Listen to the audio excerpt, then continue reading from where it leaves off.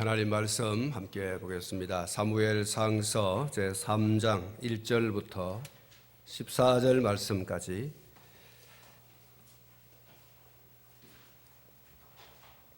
봉독을 해드리겠습니다. 사무엘상 제3장 1절부터 14절 말씀. 아이 사무엘이 엘리 앞에서 여호와를 섬길 때에는 여호와의 말씀이 희귀하여 이상이 흔히 보이지 않았더라. 엘리야의 눈이 점점 어두워가서 잘 보지 못하는 그때에 그가 자기 처소에 누웠고 하나님의 등불은 아직 꺼지지 아니하였으며 사무엘은 하나님의 궤 있는 여호와의 전 안에 누웠더니 여호와께서 사무엘을 부르시는지라. 그가 대답하되 내가 여기 있나이다 하고 엘리에게로 달려가서 이르되 당신이 나를 부르셨기로 내가 여기 있나이다 하니 그가 이르되 나는 부르지 아니하였으니 다시 누우라 하는지라. 그가 가서 누웠더니 여호와께서 다시 사무엘을 부르시는지라. 사무엘이 일어나 엘리에게로 가서 이르되 당신이 나를 부르셨기로 내가 여기 있나이다 하니 그가 대답하되 내 아들아 내가 부르지 아니하였으니 다시 누우라 하니라. 사무엘이 아직 여호와를 알지 못하고 여호와의 말씀도 아직 그에게 나타나지 아니한 때라. 여호와께서 세 번째 사무엘을 부르시는지라. 그가 일어나 엘리에게로 가서 이르되 당신이 나를 부르셨기로 내가 여기 있나이다 하니 엘리가 여호와께서 이 아이를 부르신 줄을 깨닫고 엘리가 사무엘에게 이르되 가서 누웠다가 그가 너를 부르시거든 내가 말하기를 여호와여 말씀하옵소서 주의 종이 듣겠나이다 하라 하니 이에 사무엘이 가서 자기 처소에 누우니라. 여호와께서 임하였어서 전과 같이 사무엘아 사무엘아 부르시는지라. 사무엘이 이르되 말씀하옵소서 주의 종이 듣겠나이다 하니 여호와께서 사무엘에게 이르시되 보라 내가 이스라엘 중에 한 일을 행하리니 그것을 듣는 자마다 두 귀가 울리리라. 내가 엘리야의 집에 대하여 말한 것을 처음부터 끝까지 그날에 그에게 다 이루리라.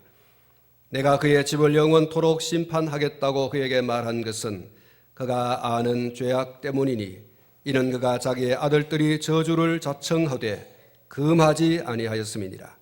그러므로 내가 엘리야의 집에 대하여 맹세하기를 엘리 집의 죄악은 제물로나 예물로나 영원히 속죄함을 받지 못하리라 하였노라 하셨더라. 아멘. 성삼위 하나님의 은혜가 오늘 여러분 가운데 또 이 예배 가운데 충만하시기를 축원합니다. 오늘 이 말씀을 중심해서 주의 종이 듣겠나이다 라는 제목 가지고 말씀을 드리려고 합니다. 신앙이 건강하다 또 바르다 또 삶이 건강하고 바르다라고 하는 세 가지 표준이 있습니다. 오늘 우리 박 장로님께서 기도를 하시는 중에 말씀을 했습니다마는 세 가지 가장 바르고 또 건강한 신앙 또 삶의 표준이 있습니다. 그것은 하나님 중심 또 교회 중심 그리고 성경 중심입니다. 이 하나님 중심, 성경 중심 그리고 교회 중심의 신앙과 삶이 가장 건강하고 가장 바른 신앙이라고 할 수가 있습니다. 이 세 가지 표준과 정반대의 신앙과 삶이 있습니다.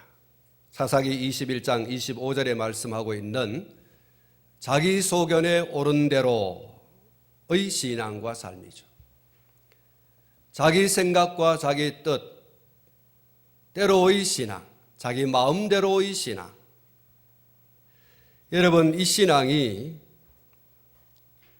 바른 신앙과 건강한 신앙의 반대입니다. 영적 부흥의 가장 정점이라고 할 수 있을 때가 언제냐? 신앙생활을 가장 잘한다라고 하는 그 정점에 있는 때가 언제냐? 철저히 하나님 중심하고 교회를 중심하고 그리고 성경을 중심해서 신앙과 삶을 살아가는 때라 이렇게 말씀할 수 있습니다. 반대로 영적으로 가장 어두운 때는 하나님도 교회도 성경도 내팽개치고 자기 소견이 표준이 되어서 신앙생활하고 자기 소견이 표준이 되어서 살아가는 때입니다. 내 기분이 좋고 내 삶이 좋으면 시간이 나면 예배당 가고 그러지 않으면 예배당을 떠나서 생활하는, 기분이 좋으면 성경을 펴고 기분이 나쁘면 성경을 펴지 않고, 기분이 좋으면 하나님 찾고 그러지 않으면 하나님을 찾지 않는, 이것이 신앙의 밑바닥입니다. 정점이 하나님 중심, 교회 중심, 성경 중심입니다. 여러분, 이런 신앙생활 할 수 있기를 축복합니다. 이런 삶을 살아갈 수 있기를 축복합니다. 오늘 저와 여러분들은 언제나 신앙의 고도, 신앙의 정점, 하나님 중심, 교회 중심, 성경 중심의 신앙과 삶을 살아가는 그런 주인공이 되어야 할 줄로 믿습니다. 우리는 자기 소견이 앞서가는 것을 경계하고 또 경계해야 됩니다. 우리는 내가 믿는 것이 하나님 중심, 교회 중심, 성경 중심의 믿음인가 하는 것을 항상 짚어봐야 되고, 내가 살아가는 그 삶이 하나님 중심, 교회 중심, 성경 중심의 삶인가라고 하는 것을 항상 짚어야 됩니다. 그래서 우리의 신앙생활이 항상 건강하고 바른 그런 신앙생활, 그런 삶이 되어지도록 해야 하는 것이죠.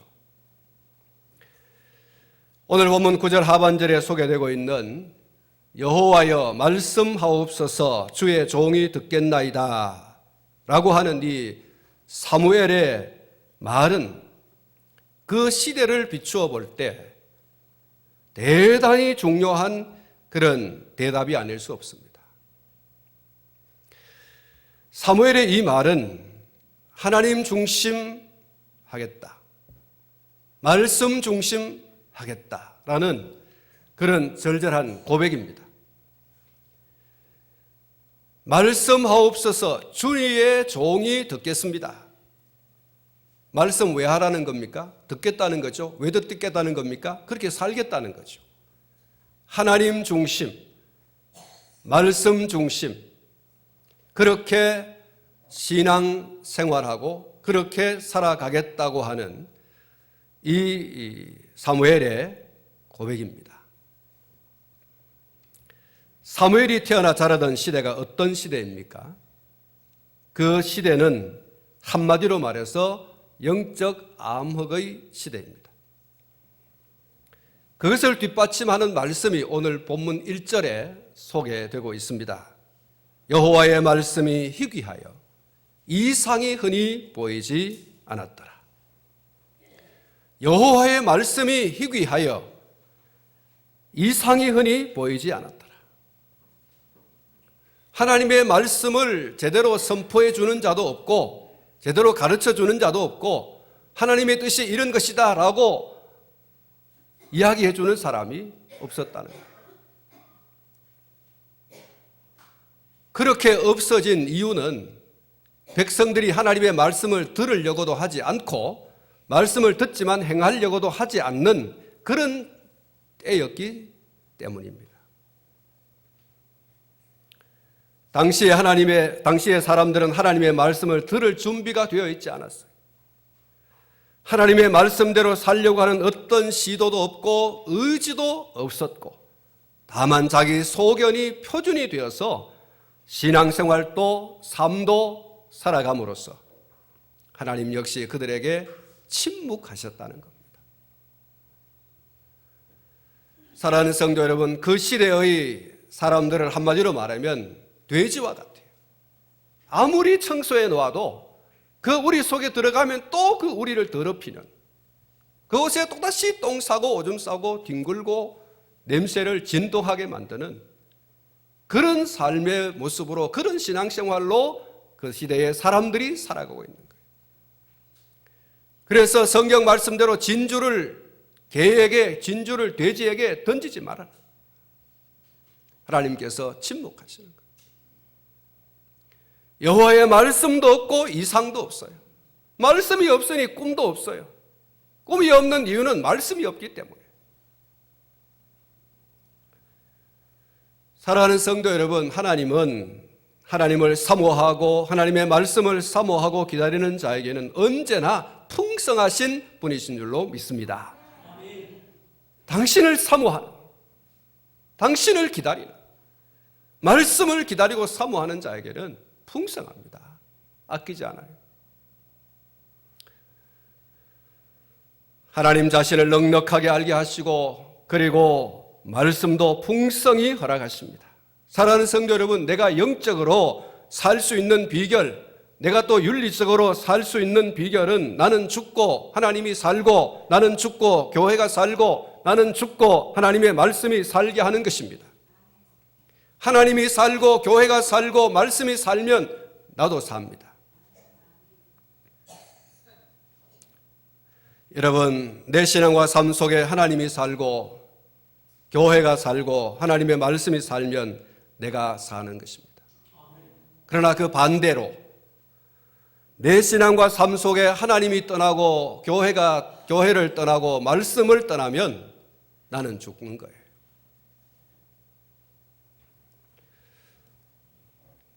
그 죽음에 두드러진 확실한 현상이 있습니다. 그것은 영적인 타락과 부패, 그리고 윤리적인 타락과 부패입니다. 신앙과 삶이 타락과 부패의 모습으로 온전히 드러난다는 거예요. 하나님을 중심하지 않는, 그리고 교회를 중심하지 않는, 그리고 말씀을 중심하지 않는 두드러진 현상이 뭐냐? 영적으로 타락하는, 우상을 섬기고 귀신을 찾아가고 점쟁이를 찾아가고, 그게 영적인 타락이에요. 교회에 출석하지만 혼합신앙을 가지고 있는 거예요. 주일날은 예배당에 오고 그 다음 날은 절간에 가고, 점쟁이를 찾아가고 무당을 찾아가고, 이게 혼합신앙이라는 거예요.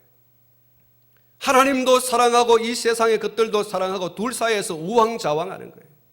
머뭇머뭇거리고 언제까지 그렇게 할는지, 이런 혼합주의 신앙생활을 하는, 이게 영적인 타락인 거예요. 부패입니다. 윤리적으로 도덕적으로 타락하고 부패한 모습, 그것은 하나님을 중심하지 않는, 교회를 중심하지 않는, 성경을 중심하지 않는 구체적인 타락의 모습이에요. 우리가 하나님을 중심하고 교회를 중심하고 그리고 성경을 중심한다면 그런 윤리적 도덕적 타락이 올 수가 없어요.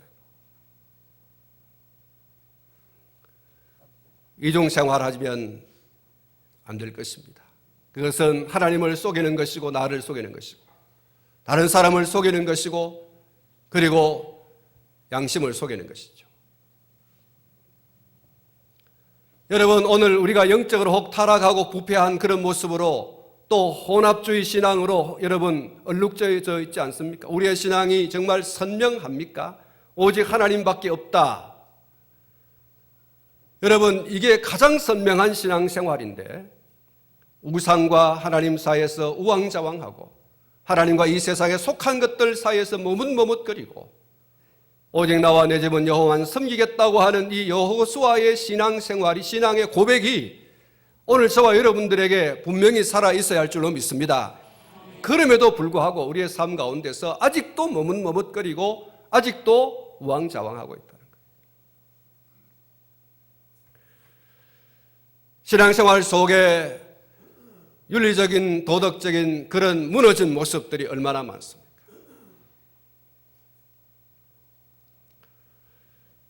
사랑하는 성도 여러분, 오늘 이 시대를 살아가고 있는 다수의 그리스도인들 가운데는 자기 자신이 하나님의 자리에 올라앉아 있습니다. 자신이 신앙과 삶의 기준이 되어 있습니다. 입으로는 기독교인이다 이렇게 말하지만 실제로는 철저히 자기 중심이에요. 자기 감정과 자기 기분에 충실한 거죠. 자기의 삶의 어떤 그런 환경과 여건에 따라서 신앙생활을 잘하기도 하고 안 하기도 하고, 어떨 때는 하나님이 온데가 안 데가 없어요. 여호와는 나의 목자시니 이것이 아니고 세상과 세상에 속한 것을 목자로 삼는 것이죠. 우리에게는 하나님보다 더 사랑하는 것이 없어야 할 줄로 믿습니다. 악한 사탄은 언제나 매력적이고 달콤한 덫을 우리 앞에 놓습니다. 그리고 아주 합리적이라고 하는 그런 생각을 집어넣습니다. 주의하셔야 되고 정신을 차려야 합니다. 악한 사탄이 40일 금식 기도하시는 예수님께 다가가서 속삭이는 그의 입에서 나온 말이 무엇입니까? 지금 하나님의 말씀이 중요하냐, 줄인 배를 채우는 것이 중요하냐? 여러분, 뭐가 중요합니까? 하나님을 찾는 것이 중요합니까? 지금 배가 줄여 있는데 줄인 배를 채우는 것이 중요합니까? 40일 동안 금식했으니 배가 쫄쫄 굶고 배가죽이 등가죽에 딱 붙어 있을 겁니다. 이런 예수님에게 찾아가서 돌들을 명하여 떡덩이가 되게 해서 지금 줄인 배를 채우는 것이 어떠냐? 하나님의 말씀 하나님 하지 말고 지금 네 줄인 배나 채워라. 얼마나 여러분 현실적인 얘기입니까? 얼마나 여러분 달콤하고 매력적인 이야기입니까? 이성을 두드려 계산해봐라. 지금 네 지금 배가 고파서 죽을 지경인데 지금 하나님 찾아서 될 일이냐? 지금 주일날 예배당 가서 지금 예배 드릴 때냐? 지금 밖에 나가서 열심히 돈을 벌어야지. 악한 마귀 사탄이 예수님에게 다가가서 이렇게 지금 대들고 있는 것이죠. 아주 광명한 천사의 모습으로 예수님에게 다가가서 당신을 위하는 것처럼, 예수님을 정말 위하는 것처럼 이렇게 달콤한 손을 내밉니다. 네가 하나님의 아들이란 말이지? 그래, 하나님의 아들도 좋고 하나님도 좋고 말씀도 좋지만 지금 네가 배가 고파서 죽을 지경 아니냐? 돌로 떡덩이 되어서 먹게 해라. 예수님께서 뭐라고 하셨어요? 사람이 떡으로만 사는 거 아니다. 하나님의 입에서 나오는 모든 말씀으로 사는 것이다. 할렐루야. 넘어갈 예수님 아니죠? 여러분, 오늘 우리의 삶 가운데서 악한 마귀 사탄은 이렇게 때때로 우리에게 다가옵니다. 하나님 그러지 마라. 지금 네 삶의 환경과 여건과 상황이 어떠냐? 지금 줄인 배를 움켜쥐고 죽을 지경에 있지 않느냐? 지금 그 움켜진 배를 펴기 위해서 네가 지금 뭘 해야 되겠느냐? 기도, 찬송, 예배, 웃기는 소리 하지 마. 그거 다 배부른 다음에 하는 거 아니냐?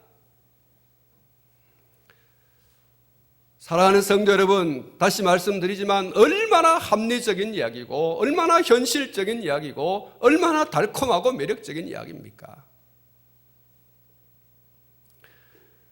너 이름 없이 빚도 없이 하나님의 뜻만을 이루겠다고 하면서 무명으로 살아가는 것이 나은가? 아니면 사람들의 인기를 독차지하면서 영웅 대접 받으면서 사는 것이 나으냐? 너 한번 생각해 봐라. 사람들에게 으쌰하고 야 그러고 이름 불러가면서 연호하고 여러분 이렇게 하는 이 사람들의 인기를 독차지하는 이것이 지금 얼마나 여러분 현실적인 얘기입니까? 예? 한번 성전 꼭대기 올라가서 뛰어내려봐. 그리고 피 한 방울 흘리지 않고 먹는 데 하나 없고 이러면 대단한 그런 인기를 몰이할 것이고 너는 슈퍼스타가 되는 거야. 하나님의 뜻을 쫓아가겠다고 막 그렇게 전도하러 다니고 막 그렇게 성경 붙들고 씨름하고 그렇게 예배당에 앉아가지고 궁둥이 아프도록 그렇게 허리 아프도록 눈이 아프도록 그렇게 예배드리고 그렇게 해야 되겠냐? 뭐가 중요하냐? 뭐가 그렇게 더 중요하냐? 사람들에게 나가서 이름 알리고 그렇게 사람들에게 영웅 대접받고 그래도 사람이 죽으면 이름을 남긴다고 하는데 너 그렇게 살아가야 되지 않겠느냐? 너무 하나님 찾지 말고 너무 그렇게 예배당 가서 예배 찾지 말고 성경 붙들고 씨름하고 그러지 말아라. 적당하게 신앙생활하고 지금 네가 지금 뭘 추구해야 되겠냐?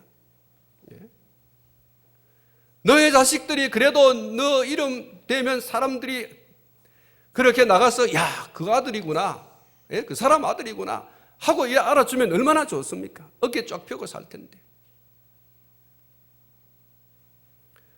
이름 없이 빚도 없이 하나님의 뜻만을 이루겠다고 하면서 무용으로 살아가는 것이 나은가, 아니면 사람들의 인기를 독차지하면서 영웅 대접받으면서 사는 것이 더 나은가? 우리 예수님 뭐라고 말씀하셨습니까? 주 너의 하나님을 시험하지 마라. 할렐루야. 주님이 한마디로 입 닫아라, 이 말 아닙니까? 너 지금 하나님을 시험하고 있는 거다. 지금 내 마음이 변함이 없다. 나는 오직 하나님의 뜻을 쫓아가는 것이, 하나님의 뜻을 이루는 것이 내 사명이고 내 삶의 목적이다. 사람들이 알아주든 안 알아주든 나는 상관하지 않아.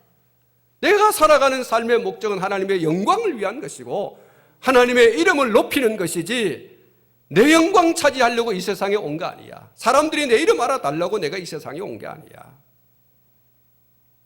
여러분, 오늘 저와 여러분들이요, 이거 분명히 하셔야 돼요.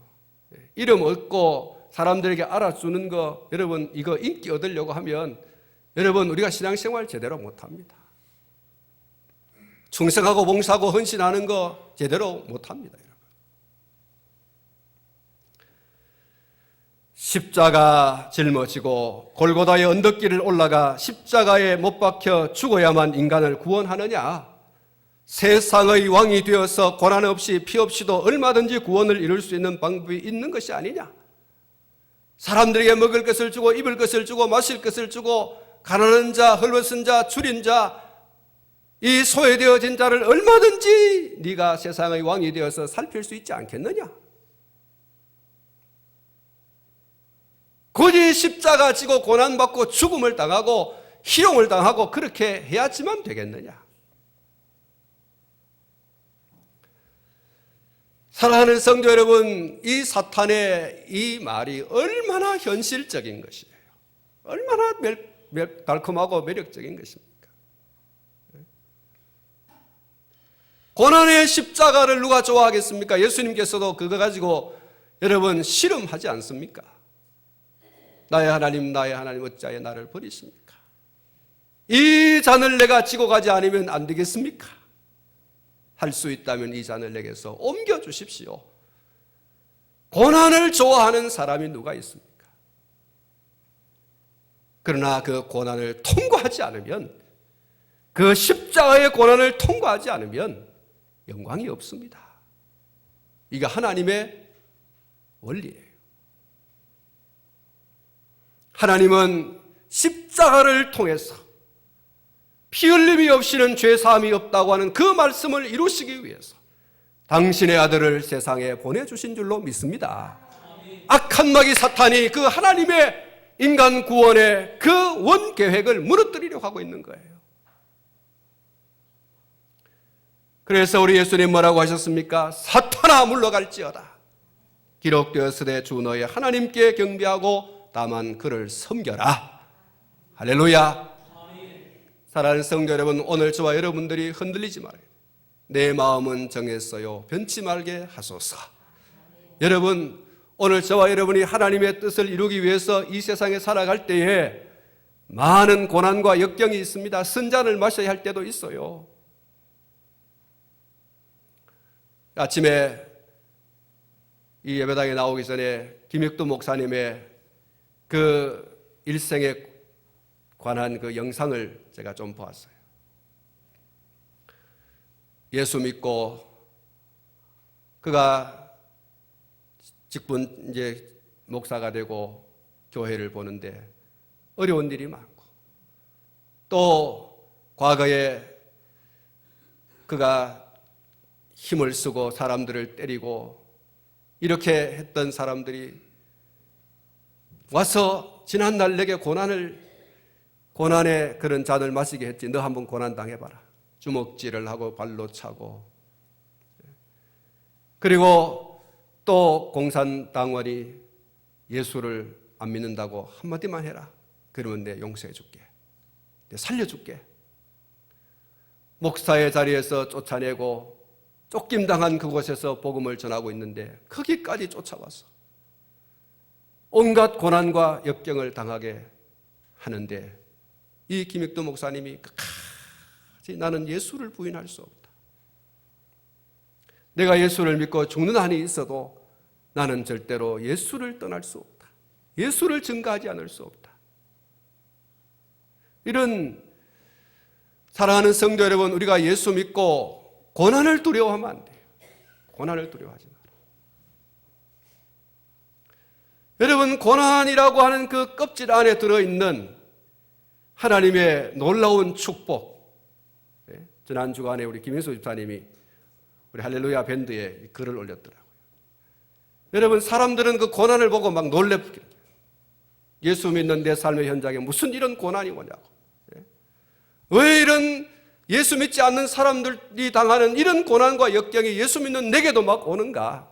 이러면서 막 염려와 걱정과 근심에 사로잡히고 그리고 막 죽겠다 그러고 정말 그 고난 속에 숨겨져 있는 하나님의 축복을 들여다보지 못하는 이 얇은 신앙생활, 얇은 신앙 때문에 우리는 고난을 너무 겁낸다는 사실. 고난 속에 숨어있는 하나님의 축복을 발견하는 그런 저와 여러분이 되기를 축복합니다. 여러분, 고난이 내게 올 때에 그 고난을 이길 수 있는 비결이 뭐냐?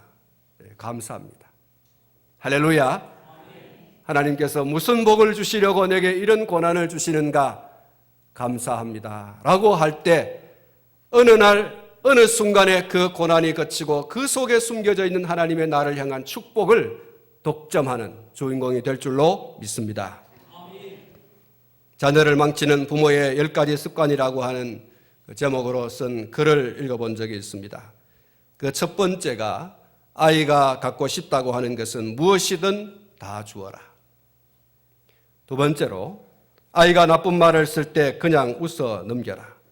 세 번째, 그 어떠한 형태의 교훈적인 훈련과 교육도 시키지 말아라. 네 번째, 잘못된 품행을 책망하지 말고 그냥 두어라. 다섯 번째, 아이가 어질러 놓은 책상, 침대, 옷, 신발, 장난감들을 모두 정리해 주어라. 여섯 번째, 텔레비전, 비디오, 오락기 등을 마음대로 볼 수 있게 해 주어라. 일곱 번째, 아이들 앞에서 부부나 가족들의 싸우는 모습을 자주 보여주어라. 여덟 번째, 달라고 하는 대로 용돈을 얼마든지 주어라. 아홉 번째, 먹고 싶은 것, 좋다는 것을 모두 해 주어라. 열 번째, 아이가 이웃과 대립되는 자세나 마음을 가질 때에는 언제나 아이 편이 되어 주어라.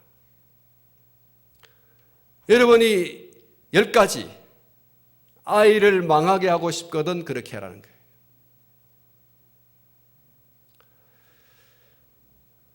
사랑하는 성도 여러분, 아이를 망치고 싶거든 아이가 하고 싶은 대로 다 해줘라는 거예요. 여러분, 우리 부모들이 우리 자녀들을 정말로 잘 키우려면요, 이 브레이크를 적당하게 밟아줘야 돼요. 적당하게.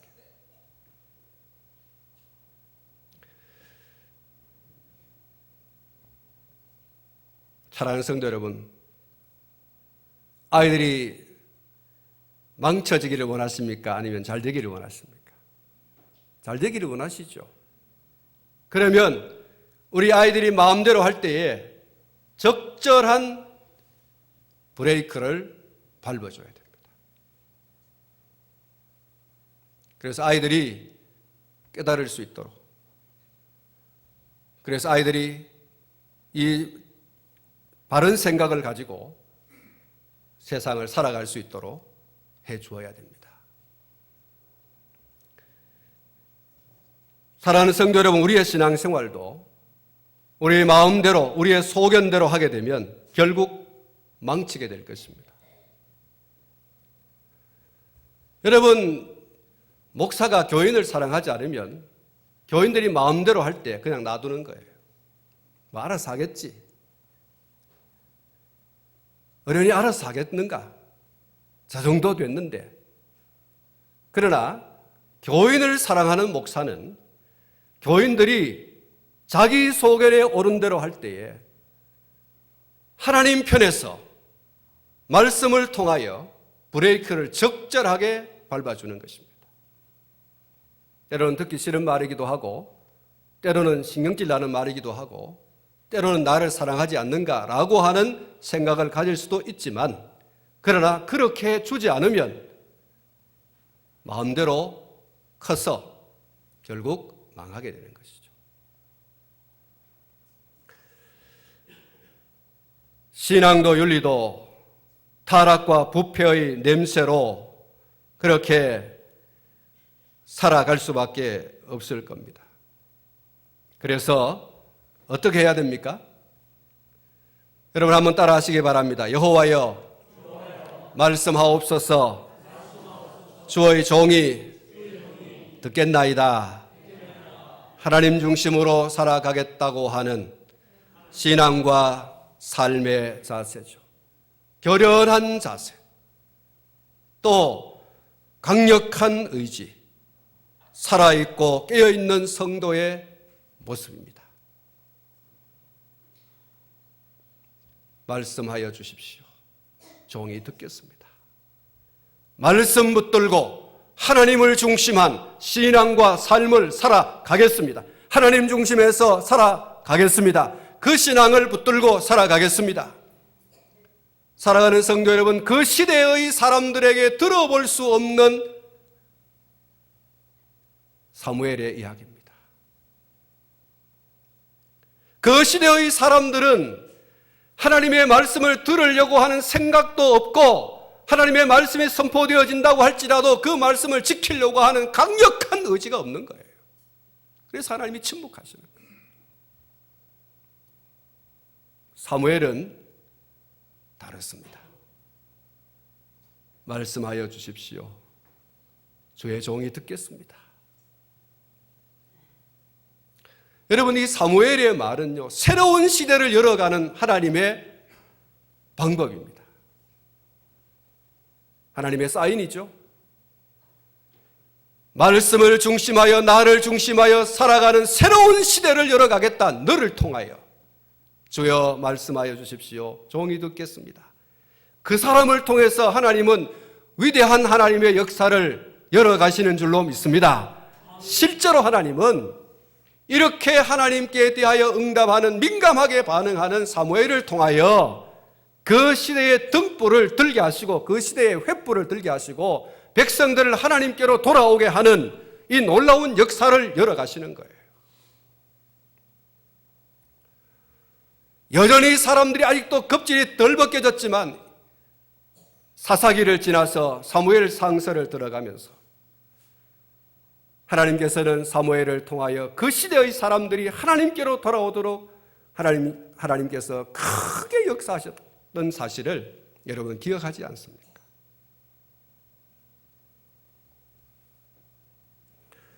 하나님의 말씀 중심으로 신앙하고 살아가겠다라고 하는 이 사무엘의 이야기, 사랑하는 성도 여러분, 신앙은 자기 소견대로 하는 것이 아닙니다.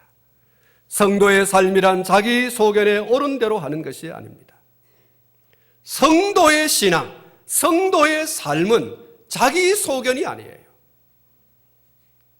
철저히 하나님 중심, 교회 중심, 말씀 중심. 할렐루야. 그겁니다.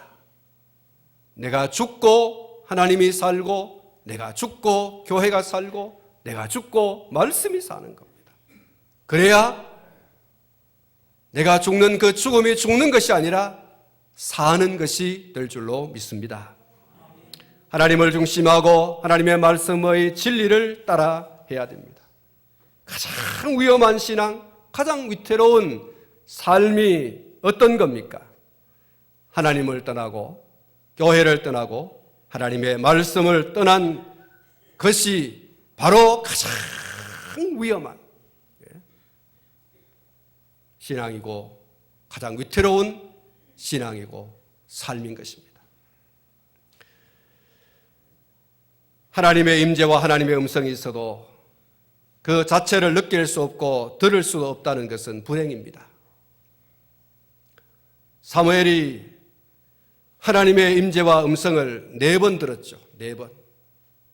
그런데 3번을 이것이 하나님의 음성이다라고 느낄 수 없었고 들을 수가 없어요. 이것 또한 그 시대를 반영하는 거예요. 그 시대는 하나님이 침묵하셨지만 하나님이 없어진 건 아니거든요.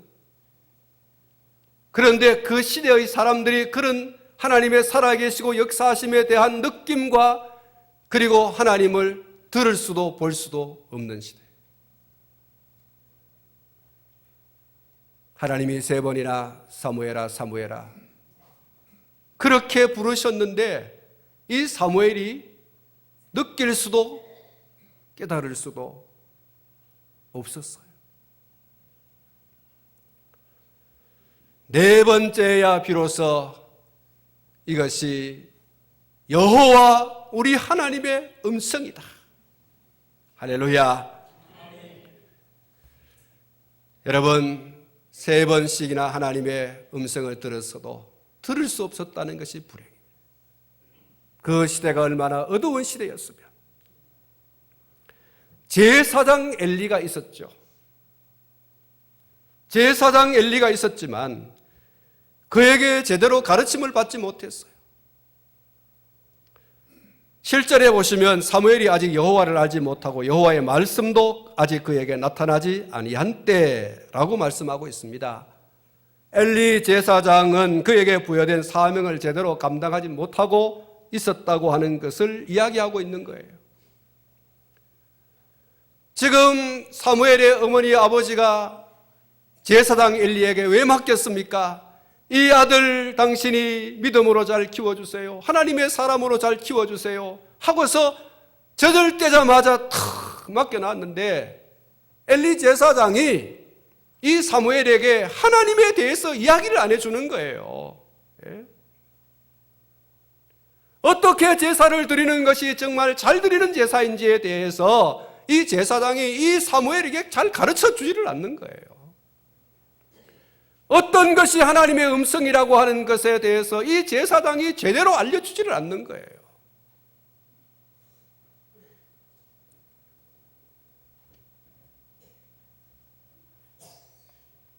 그러니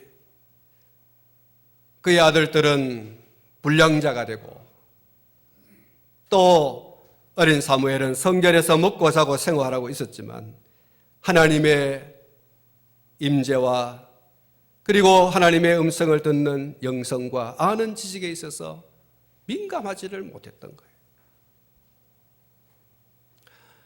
여러분 만약에 이 엘리가 말이죠 사무엘을 붙들고 이렇게 너의 귀에 들려오거든 이거 하나님의 음성이다 대답해라 이렇게 가르쳐줬다면 이렇게 4번이나 자다가 깨다가 이렇게 수고하지 않았을 거예요. 첫 번째 사무엘을 할 때 아이쿠 하나님의 음성이구나 벌떡 일어나서 말씀하옵소서 주의 종이 듣겠습니다 이렇게 응답을 했을 텐데 이게 여러분 이 엘리 제사장이 제대로 가르쳐주지 않음으로 인해서 하나님의 음성을 듣는 것에 대해서 둔감했다는 거예요.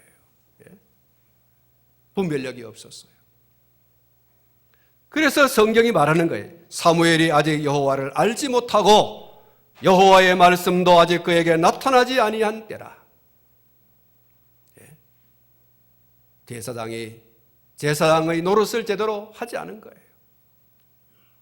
그에게 하나님의 음성을 듣는 법을 가르쳐주고 하나님 앞에 제대로 된 제사를 드리는 것을 가르쳐주고 이렇게 했더라면 더 빨리 하나님의 음성을 듣고 하나님 앞에 말씀을 받고 행동했을 텐데 얼마나 여러분 게으르고 나태했으면 자기 아들들을 불량자로 만드냐 이거예요.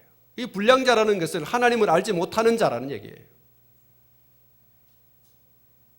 자기 아들들을 붙들고 부지런히 하나님의 말씀대로 살아가도록 양육하고 훈련하고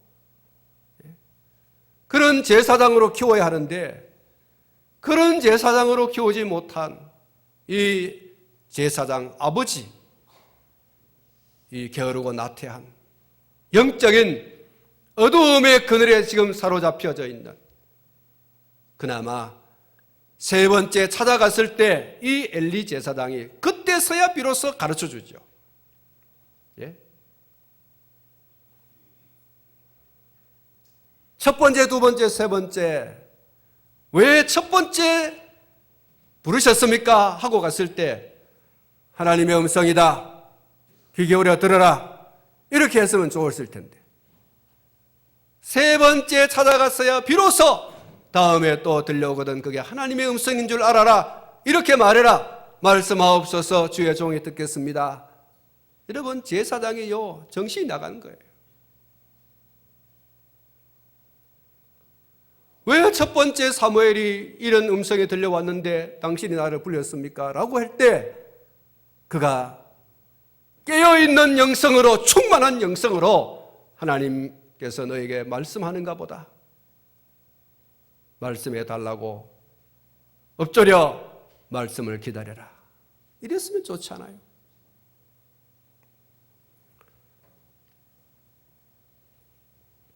그러나 다행인 것은 엘리 제사장이 네 번째 동일한 음성이 들리거든 여호와의 말씀하옵소서 주의 종이 듣겠나이다 라고 대답하라는 그 가르침과 하나님의 계속되는 부르심이 있다는 사실이에요.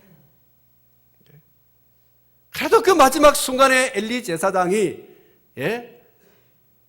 신라 같은 그 영성으로 하나님께서 너를 부르시는가 보다, 정신 바짝 차리고 말씀 듣겠다고 그렇게 이야기해라.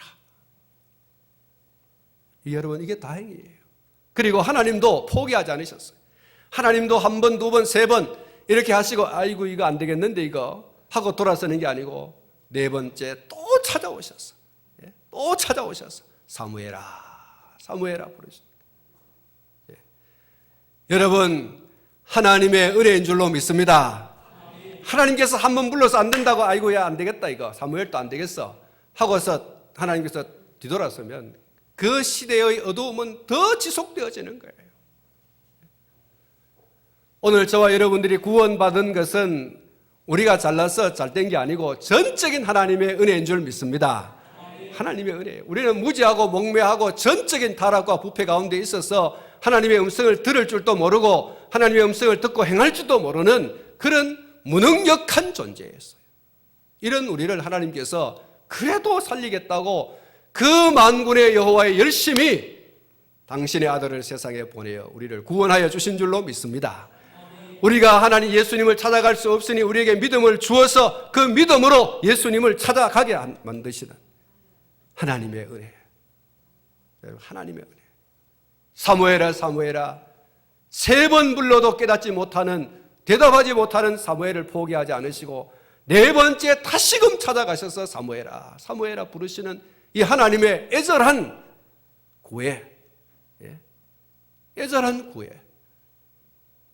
그때야 비로소, 네 번째야 비로소 말씀하여 주십시오. 주의 종이 듣겠습니다.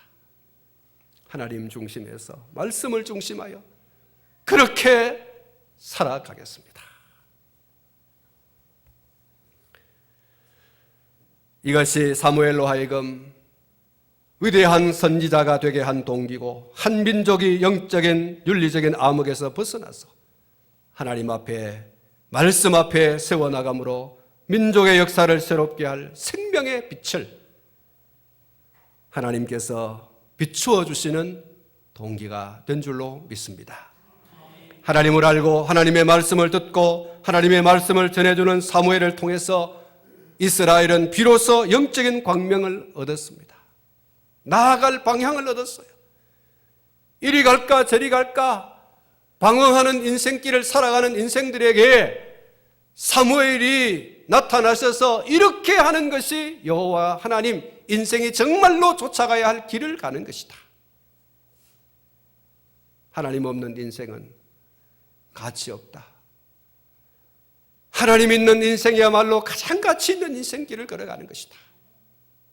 사무엘이 그렇게 백성들 가운데 나타나셔서 광명을 비추어 주는 사람으로 하나님께서 들어선 줄로 믿습니다. 사랑하는 성도 여러분, 하나님께서 오랜 침묵을 깨시고 사무엘아 사무엘아 부르시며 찾아오셨다고 하는 것 자체가 은혜예요. 3번이나 불러도 대답하지 못하던 사무엘을 4번째 다시금 찾아가셔서 부르시는 것 자체가 은혜예요.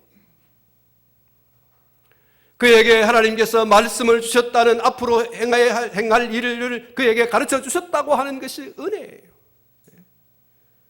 하나님께서 당신의 할 일을 가르쳐 주는 그게 여러분 은혜 아닙니까, 여러분?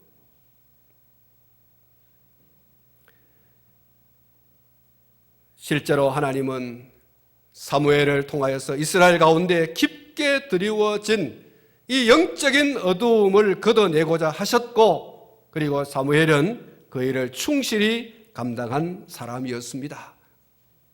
사랑하는 성도 여러분, 오늘 저와 여러분이 사모하고 확실하게 결연히 다짐하고 행하여야 할 일은 하나님을 중심한 신앙과 삶입니다. 그 고백이 뭡니까? 말씀하여 주십시오. 주의 종이 듣겠습니다. 바로 이겁니다. 우리가 사무엘의 그 자세로 하나님 앞에 내 자신을 나아가 세우는 거예요. 하나님, 당신을 중심하여 살겠습니다. 당신의 말씀을 중심하여 살겠습니다. 그것이 사는 것인 줄로 믿습니다. 이 시대가, 지금까지의 시대가 어둠의 시대인데 왜 이렇게 되었느냐? 자기 소견에 옳은 대로 살아가는 그것 때문에 어둠이 왔습니다. 하나님의 말씀을 들을 준비도 안 돼 있고 듣지만 행하지도 않은 이런 백성들 가운데 하나님이여 말씀하여 주십시오. 종이 듣겠습니다. 종이 행하겠습니다. 여러분, 이건 전혀 새로운 패러다임이에요. 오늘 저와 여러분들에게 이게 필요해요. 오늘 이 한 시대에 하나님의 영광의 빛, 생명의 빛을 비추는 사람이 누구인가? 어두움의 시대를 걷어내고 하나님의 빛을, 생명의 빛을 비추는 그 사람이 누구인가? 하나님은 중심에서 살겠다고, 말씀을 중심하여 살겠다고 하는 바로 그 사람. 말씀하여 주십시오. 주의 종이 듣겠습니다. 바로 그 사람을 통해서 하나님께서는 위대한 일을 행하실 줄 믿습니다. 생명의 빛을 비추어 주실 줄 믿습니다. 어둠을 걷어내시고 광명한 빛을 비추시게 될 줄로 믿습니다. 사랑하는 성도 여러분, 그리고 지금 내가 하나님을 알고 하나님의 말씀을 들을 수 있다는 것에 감사해야 됩니다. 그리고 더욱 하나님을 알아가고 더욱 말씀을 사모하고 듣는 일에 진력하셔서 더 성숙한 그리스도인이 되어야 할 줄로 믿습니다. 여러분, 성숙하십시다. 더 하나님의 음성을 듣는 일에 민감하고 그 말씀을 전하고 그 말씀을 행하는 일에 매진하는 오늘 저와 여러분들이 되어야 할 줄로 믿습니다. 한 번 더 따라하겠습니다. 말씀하옵소서. 주의 종이 듣겠습니다. 할렐루야. 기도합니다.